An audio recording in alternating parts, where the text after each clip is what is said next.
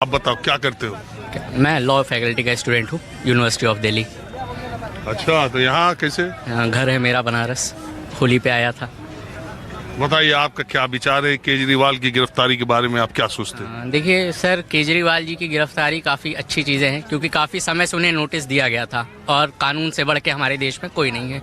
तो इस चीज़ का सबसे अच्छा एग्जाम्पल यही है कि अगर आपको 9 बार नोटिस दिया गया है, आप क्यों नहीं पेश हो रहे थे? आप अगर इतने ही सच्चे ईमानदारी की बात आप 2012 से कर रहे हो, लोकपाल बिल की बात आपने की, आज तक लोकपाल बिल आपने उसके बाद नहीं मुद्दा उठाया। सरकार में आने के बाद आप अपने आप को अगर स्वच्छ दिखाते, आप उस छवि के होते, तो आप एक बार ज़रूर अपनी बात सामने रखने आते। अब वो जेल से बैठ के अपनी चिट्ठी पत्नी से पढ़वा रहे हैं या कह रहे हैं कि मैं देश का बेटा हूँ, संघर्ष मेरे जीवन में लिखा है। तो ये कहानियाँ तो सब कहते हैं।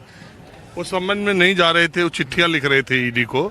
वो ये कह रहे थे कि आप बताइए कि आप मुझे एक इंडिविजुअल व्यक्ति के तौर पे बुला रहे हैं या आप दिल्ली के मुख्यमंत्री के तौर पे बुला रहे हैं, आप मुझे गवाह के तौर पे बुला रहे हैं कि आप मुझे अभियुक्त के तौर पे बुला रहे हैं। उनके सवाल जवाब थे। ये बात आपकी बिल्कुल ठीक है कि अगर मुख्यमंत्री ही सम्मन पर न जाएगा तो, और ऐसा नहीं है, उन्होंने अदालत के दरवाजे भी खटखटाए, वो हाईकोर्ट में भी गए प्रोटेक्शन के लिए, उनको प्रोटेक्शन मिला नहीं।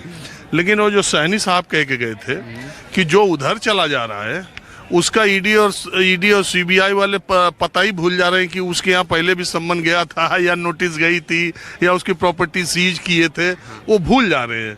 थोड़ा उनका मेमोरी लॉस वाली बात, उनका कहने का मतलब मैं समझा रहा हूँ। ये अभी बता रहे हैं कि अभी कई सारी चीज़ें हुई हैं कि भाजपा ने अभी जितनी अपनी लिस्ट निकाली है, कई सारे दूसरी पार्टी के नेता, जैसे अभी रितेश पांडे जी को अंबेडकर नगर से टिकट मिला है, बसपा से वो आए हैं भाजपा में, तो उससे रिलेटेड बोल रहे हैं कि उनके ऊपर क्यों नहीं कार्रवाई हो रही। उन पे नहीं बोल रहे हैं। हाँ। ये कह रहे हैं जिन पे भ्रष्टाचार के पहले आरोप थे, जिन पे ईडी सीबीआई के इनकम टैक्स की नोटिस थी, कुछ लोग तो ऐसे थे जो जेल में थे, 2.5 साल जेल रहे और निकल के आए, और जब बीजेपी की तरफ आ गए तो उनको मंत्री बना दिया।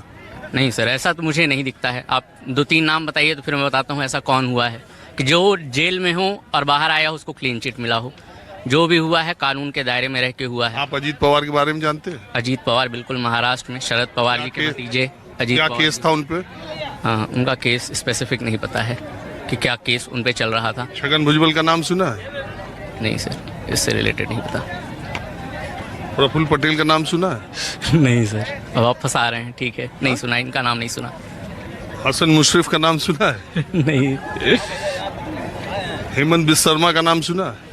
हेमंत बिस्वा, वो असम वाले। हाँ, हाँ, वो पार्टी चेंज करके आए थे, अभी मुख्यमंत्री जब वो कांग्रेस में थे तो उनके ऊपर क्या आरोप लगाया था बीजेपी ने, और खासकर गृह मंत्री अमित शाह ने, आपने सुना है? नहीं, वो आरोप नहीं पता मुझे। एक ही तरफ वाला पता है। हाँ। देखिए, हाँ जी बताइए। अरे यार सहनी साहब, सर आप बात करिए, मैं बात सुनने के लिए तैयार हूँ ना। मैं तो सबका पक्ष रखता हूँ यार।